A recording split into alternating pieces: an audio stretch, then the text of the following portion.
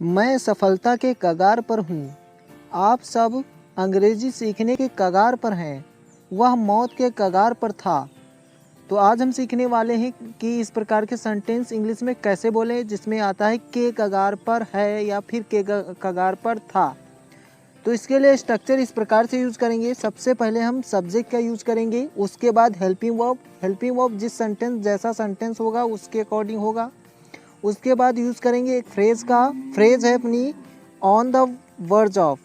Phrase है अपनी on the words of. उसके बाद ऑब्जेक्ट का यूज़ करना है। यदि ऑब्जेक्ट नहीं होता, यदि कोई वर्ब होती है तो वर्ब में आईएनजी लगाना है।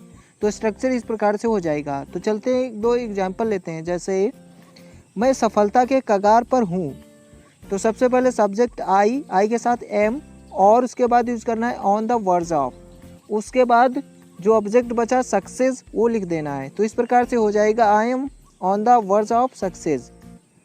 एक और एग्जांपल, जैसे आप सब अंग्रेजी सीखने के कगार पर हैं, तो इसे इंग्लिश में कहेंगे you all are on the words of learning English.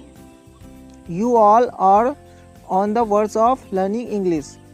एक और एग्जांपल, जैसे वह मौत के कगार पर था, तो इसे कहेंगे he was on the words of death. यहाँ पर ये पास्ट का था तो वाज लगाए यहाँ पर। एक एग्जांपल आपके लिए है कि आप अंग्रेजी बोलने के कगार पर हैं। ये सेंटेंस आपको कमेंट बॉक्स में जो है लिखना है। अगर सब कुछ ठीक रहा तो एक और ख़रीद लेंगे। अगर सब कुछ ठीक रहा तो तुम अंग्रेजी सीख जाओगे। अगर सब कुछ ठीक रहा तो तुम्हें एक नया फ़ोन दिला दूंगा। तो इसके लिए स्ट्रक्चर इस प्रकार से यूज़ करते हैं। स्ट्रक्चर अपना इस प्रकार से हो जाएगा। स्ट्रक्चर में सबसे पहले यूज़ करना है if everything goes well. If everything goes well का मतलब होता है अगर सब कुछ ठीक रहा तो। उसके बाद कंप्लीट सेंटेंस लिखना है। तो चलते एग्जाम्पल की सहायता से समझते हैं। एग्जाम्पल है अगर सब कुछ ठीक रहा तो एक और ख़रीद लेंगे। तो सबसे पहले यूज़ करना है इफ़ एवरीथिंग गोज़ वेल। उसके बाद complete sentence we will buy one more. तो इस प्रकार से हो जाएगा if everything goes well we will buy one more. एक और एग्जांपल, जैसे अगर सब कुछ ठीक रहा तो तुम अंग्रेजी सीख जाओगे। तो इसे इंग्लिश में कहेंगे if everything goes well you will learn English. एक और एग्जांपल, जैसे अगर सब कुछ ठीक रहा तो तुम्हें एक नया फ़ोन दिला दूंगा। तो सबसे पहले यूज़ करना है इफ़ एवरीथिंग गोज़ वेल। उसके बाद complete sentence I will get you a new phone. If everything goes well I will get you a new phone.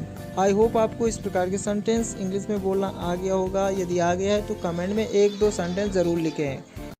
मेरे बारे में मत सोचो कहीं तुम्हें प्यार न हो जाए। वहाँ मत बैठो कहीं गिर न जाओ। चले जाओ कहीं पापा न आ जाए। तो इसके लिए स्ट्रक्चर इस प्रकार से यूज़ करेंगे। सबसे पहले हम यूज़ करेंगे पूरा सेंटेंस, और उसके बाद यूज़ करेंगे लिस्ट का। लिस्ट का मतलब होता है कहीं ऐसा ना हो जाए।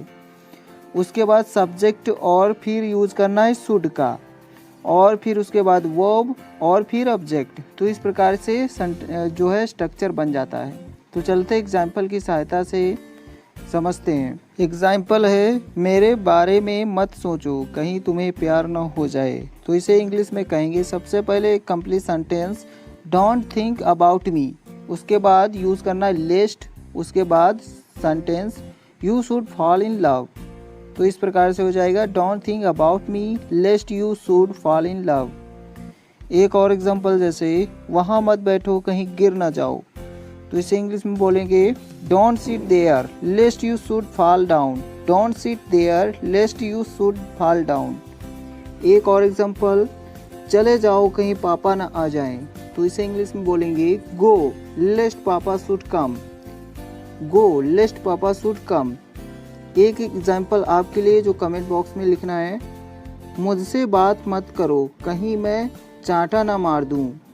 तो इसको आपको जो है कमेंट में लिख के जो है बताना है। तो इसी के साथ वीडियो समाप्त करते हैं। आई होप आपको ये वीडियो पसंद आया हो तो वीडियो को लाइक करें और चैनल को सब्सक्राइब करें। Thanks for watching.